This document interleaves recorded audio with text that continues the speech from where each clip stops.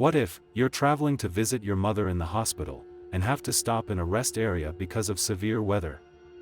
While looking for a signal outside, you heard a noise coming from a van, and when you opened it, you found an abducted girl.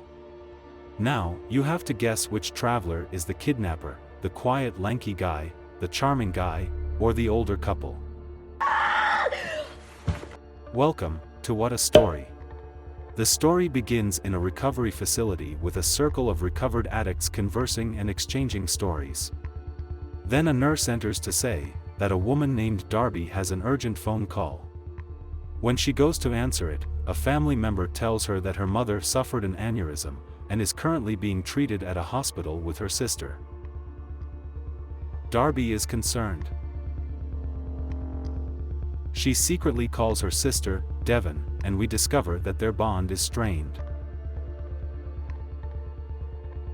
She decides to steal a car to leave the facility and drives off. On the way, she stops by the side of the road, and we get a flashback to her troubled childhood, when her mother and sister discovered her overdosing inside a car. After that, returning to the present, the officer continues by informing her that all highways are closed due to an impending storm, and that Darby should wait it out in the visitor center. In the end, Darby decides to go. Once she arrives, she also finds several other people waiting for the storm to pass. As she uses the restroom, she reads the notes her sister wrote to her, essentially advising her not to visit the hospital. In a state of stress, Darby takes out a small bag of cocaine, but chooses not to take any. Eventually, Darby decides to go outside the parking lot to check for phone coverage. Suddenly, she heard a sound. As she approaches the sound, she realizes a child is bound inside. The door is locked when Darby tries to unlock it, so she takes a picture of the license plate instead, and assures the child she'll return before getting into her car. Darby attempts to dial 911, but there is no service, so she goes back inside. Realizing that the offender must be present in the room, she turns to look at the persons in her immediate vicinity. She gets introduced to Sandy, the former nurse, and her husband Ed, the ex-Marine, Lars the socially awkward, and Ash the charming lad. To waste time, Ed suggests that they play a card game. Darby pretends to initiate a conversation by inquiring about their places of origin, but in reality she is attempting to identify the kidnapper as the license plate on the back of the van is from Nevada. When Darby discovers Lars is from Nevada, she tenses up in her seat. Lars, who is also losing the card game they are playing, becomes irate. Darby uses the situation to excuse herself, enter a broken lavatory, and text 911 about the kidnapping. She even goes so far as to give them a picture of the license plate, but the service is still down. Darby gets up and uses a hammer to remove a plank from the wall, revealing a space she can squeeze through. She makes her way back to the vehicle, and manages to open the door. She observes the child's medical alert bracelet on her wrist, as she tries to untie her. Suddenly, Lars is about to get in the car, so Darby buries herself in a blanket. When Lars notices the window, he reprimands the child. Darby discovers that Lars is carrying a gun in his back pocket. He starts speaking softly with the child, who we later learn is named Jay. Lars begins talking about a man named Uncle Kenny, to whom he is taking Jay. Afterward, he gets out of the van and tells Jay that he will get some food. Darby leaves a box cutter with Jay and exits the van, slipping back into the restroom. Lars arrives at the truck's side and discovers footprints in the snow, which makes him suspicious. Ash starts to knock on the bathroom door to check on Darby. Before Darby can explain what is happening, Lars enters, so she kisses him. Lars decides to leave, which causes Darby to start telling Ash about a child chained inside Lars' van, and how he must think she knows now. He makes a plan and grabs a nail gun from the tool cart. The idea is for Darby to go outside once more, but this time she will make sure Lars follows her. Ash is meant to inform Ed of what is happening while Lars is away. Darby eventually returns to the van, but Jay innocently inquires where the men who took her are, implying that there may be more than one kidnapper. Darby looks outside and sees Ash and Lars conversing. They have the plan to surprise Darby. Ash and Lars follow Darby as she enters the building covertly, and they enter as well. Everything okay? Yeah. Ash approaches Darby and steals her phone. He deletes the unread texts Darby attempted to send earlier, and opens the ones from Darby's sister. He discovers that Darby's family despises her and doesn't want her to visit the hospital.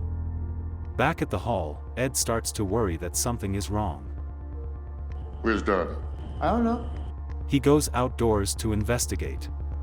Ash starts interrogating Darby and making invasive inquiries about her family. He goes so far as to inquire how Darby's father passed away, and the scared Darby replies that he shot himself. He asks which portion of her head was shot before morbidly pointing the rifle at her head. Darby accuses him of abusing kids, and in response, he admits that he is only in it for the money because Jay's father is well off, and would be willing to pay a lot for the safety of his child. When Ed approaches the van, and starts attempting to unlock the door, Jay is already inside the vehicle undoing the duct tape. Back to Ash and Darby, Sandy interrupts them and requests a private conversation with Darby. Ash warns Darby not to tell anyone, or he will kill everyone before he departs. Darby is so terrified that she refuses to tell Sandy what is happening. Darby deviates from the conversation by inquiring about brain aneurysms, and whether or not her mother would survive. Later, the two women return to the entrance hall, and sit beside the males. Soon after, Darby notices that Jay has released her tie and exits the van. Lars and Ash observe this, so Lars goes outside to pursue the child. Darby heads back to the restroom, so Ash excuses himself and goes after her. Darby strikes Ash in the bathroom with a hammer, but he manages to stop her. Lars shows up just in time to stop Ash from hurting Darby. Lars tells him that Jay has gotten away, so they need to find her. The two abductors coerce Darby to look for Jay. As they trek the trail, Darby won't go along with their search, so she blindsides them by shining the flashlight directly into their eyes. She moves to evade Ash's gunshot after being startled by it, but as she does so, she starts sliding down the slope. Ed and Sandy heard the gunshot, and Ed immediately went outside. While Ash and Lars look for Darby, she crawls to hide. Meanwhile, Ed finds an unconscious Jay, and frantically drags her inside. When Ed and Sandy notice the bracelet on the girl's wrist, they immediately realize she has a medical condition. Just in time, Darby returns inside and tells them what is happening.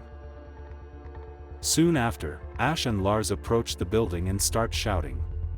Ed uses objects to block the front door to buy time. Through that door, I will shoot you dead! The kidnappers pull back and begin arguing about whether or not Ed is bluffing. We discover that Ed doesn't truly possess a gun. The kidnappers devise a new strategy. They start shouting that they have the girl's medication and that she is ill. Sandy explains to the other two that Jay appears so pale that she might die, and that the kidnappers are probably correct. Ed and Darby refuse to give in, and Darby admits that she has taken the kidnappers' car keys. Ed shouts at the abductors that they are willing to trade the medication for the car keys, and Ash realizes he doesn't have it.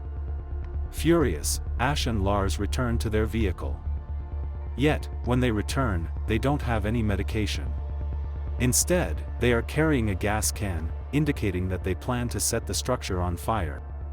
Ed advises Darby to hide the car keys because the kidnappers won't kill them if they can't leave the property. In the meantime, the kidnappers start dousing the building's exterior in gasoline. Sandy equips herself by pulling out a pepper spray. I don't want to die here. When all of this is happening, Jay awakens. Is this Lowry? It comes out that Jay and Sandy are acquainted. Next, a flashback scene reveals that Jay's home employs Sandy as a maid. While Jay is kidnapped and yelling for help, we discover that Sandy does nothing to save her. We also witness a scene when Sandy is on the phone with Ash, and that Sandy needs to get the medicines to them, so Jay doesn't die. Back in the present, Sandy screams. He doesn't have a gun! Darby is then pepper sprayed in the eyes by Sandy, and the kidnappers finally make it into the building. Ash gives Sandy the medication and instructs her to give it to the child. We discover that Ash and Lars did not intend to give Jay back to her parents and that the ransom didn't matter to them. They will sell Jay to someone else, and are involved in a child trafficking organization. Sandy is stunned and begs them not to do it, so she instructs them to take the child and leave, and informs them that Darby stashed the car keys. When Ed protested, Sandy pepper sprayed Lars, so Ash shoots her. Darby rushes to grab the pepper spray, but Ash gets there first. He then walks up to Sandy, who is not yet dead, and finishes the job. Ash drags Darby and uses a nail gun to nail her to the wall.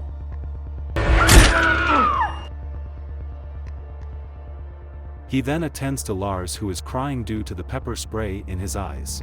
They proceed to the restroom to clean Lars up, leaving Darby nailed to the wall. Darby tries to lift her wrist off the wall while holding in her pain, but cannot do it. She locates a hammer nearby and reaches out to pick it up, but it is too far away. She decides to ask for Jay's assistance. In the meantime, Ash assists Lars in clearing the pepper spray from his eyes. Darby accepts the hammer from Jay but hides it for the time being, since the kidnappers are back.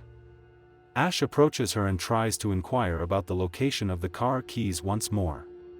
He opens Darby's phone to show the new text. He then gets closer and tells her that her mother has passed away. Darby sobs subtly without responding. Darby's earlier SMS message appears to have been received, as the police are already en route.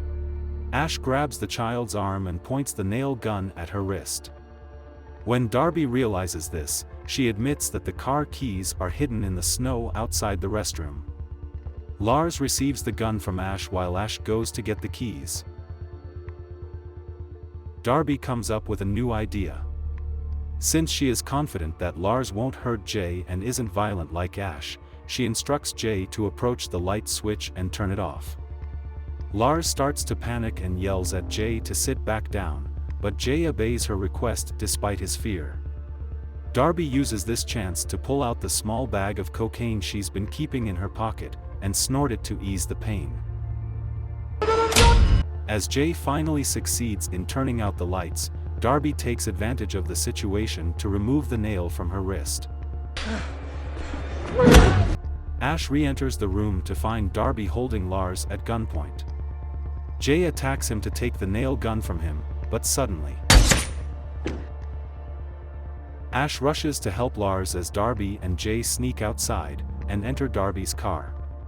Lars tries to walk it off with Ash's assistance. Suddenly, he falls, and the nail impales deeper into his head, killing him. Ash is irrationally angry now that Lars is dead. He exits the building and starts firing at the car. He succeeds in blowing a tire, which causes Darby to lose control and crash. Ash sets the building on fire, while Darby gathers her strength. A police officer shows up at the scene and tells Ash to get away from Darby's car, as he is about to approach it. Darby equips herself with a screwdriver and a gun. While she tries to describe what is happening, the cop shoots her in the abdomen. Ash shoots the policeman. He stands up after that and points the gun at Darby. He sees the police still alive. He then grabs the nail gun and starts shooting the cop until he is killed. Ash then steals the officer's gun and goes back to kill Darby. But then Darby uses the screwdriver to stab him in the throat, killing him. With her remaining strength, Darby crawls across the snow to reach the dead officer's radio, and calls for help. A month after the incident, Darby is back at the rehabilitation facility.